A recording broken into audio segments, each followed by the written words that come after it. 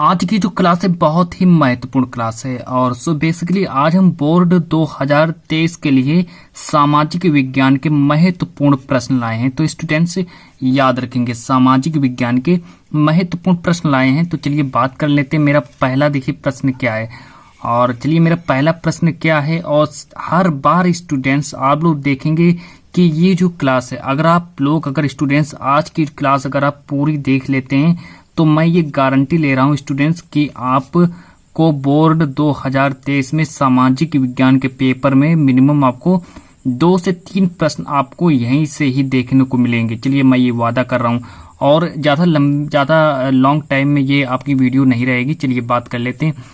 प्रश्न नंबर मेरा 1 क्या कह रहा है कि भारत के राष्ट्रीय आंदोलन के, चलिए समझिए प्रश्न को, कि भारत के राष्ट्रीय आंदोलन के गरम दल के 2 नेताओं के नाम लिखिए। चलिए 2 नेताओं के नाम लिखने हैं कि भारत के राष्ट्रीय आंदोलन के गरम दल के 2 नेताओं के नाम लिखिए।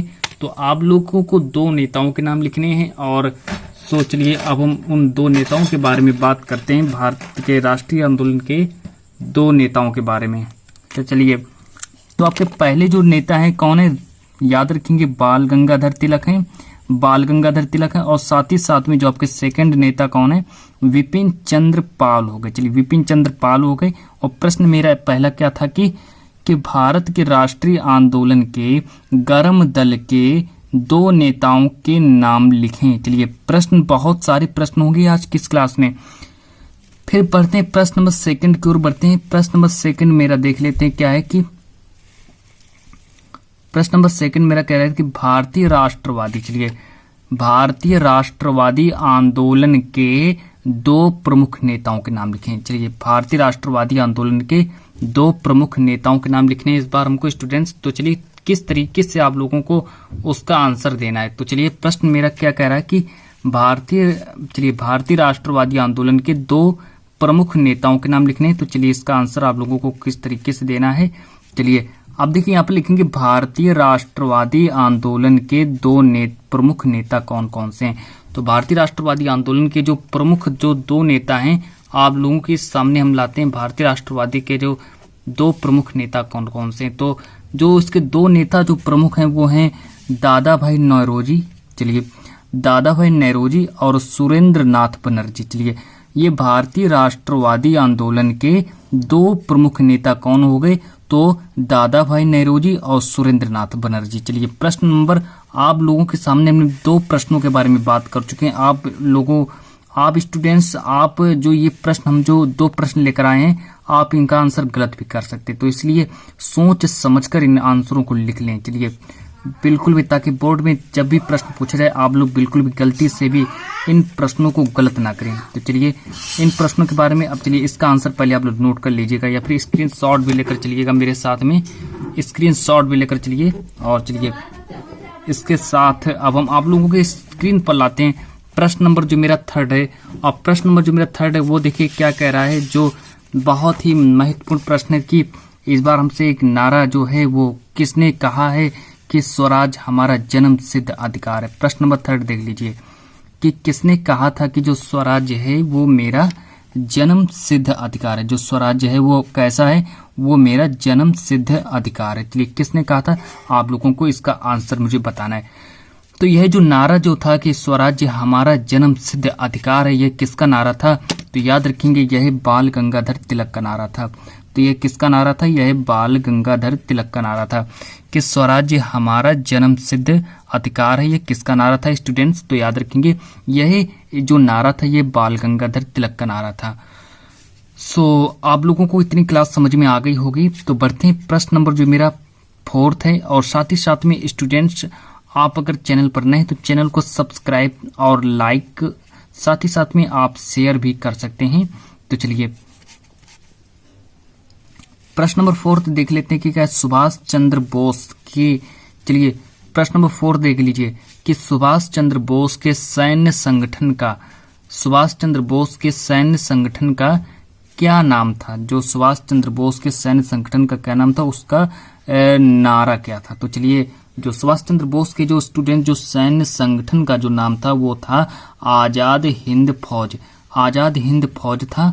आप लोग याद रखेंगे कि जो सुभाष चंद्र बोस के जो सैन्य संगठन का जो नाम था वो आजाद हिंद फौज था, और जो इसका नारा क्या था, इसका नारा था दिल्ली चलो।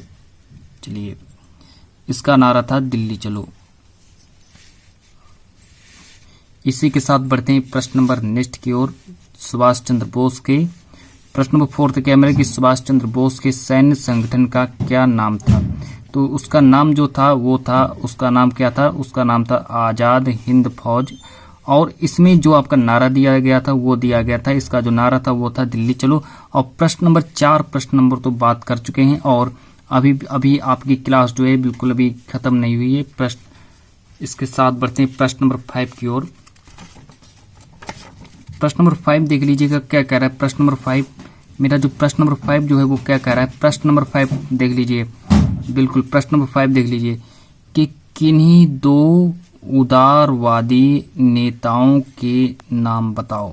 चलिए, प्रश्न नंबर 5 कह रहा है कि किन्हीं दो उदारवादी नेताओं के नाम बताओ। तो आपको यहाँ पर उदारवादी दो नेताओं के नाम लिखने हैं। तो उदारवादी दो नेता कौन से हो गए?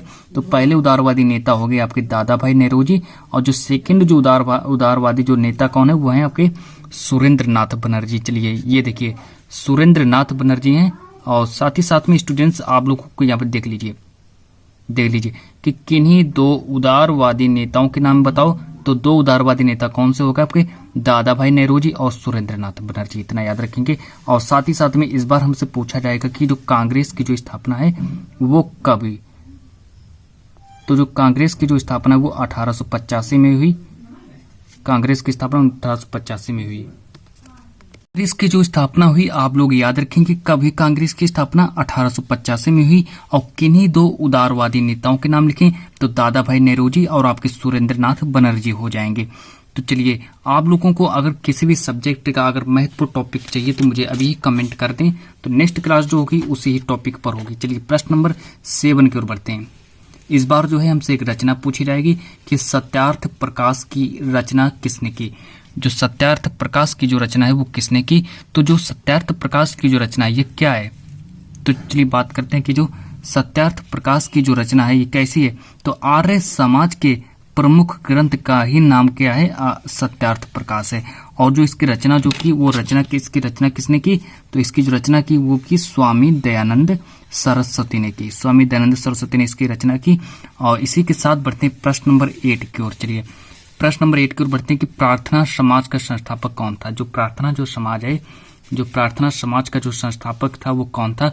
तो प्रार्थना समाज का जो संस्थापक था वो डॉक्टर आत्माराम पांडुरंग थे। डॉक्टर आत्माराम पांडुरंग थे, और इतना याद रखेंगे।